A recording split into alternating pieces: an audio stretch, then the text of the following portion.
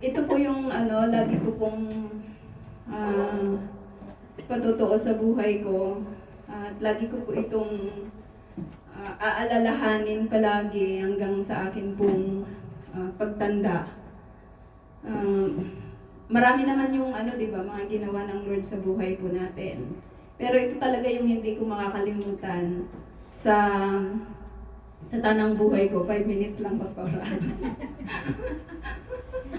Sa tanang buhay ko, iaawit ko na lang siya. Yung iba, napakinggan na ninyo yung awitin na ito, pero gusto ko lang ulit awitin sa kapurihan po ng Panginoon.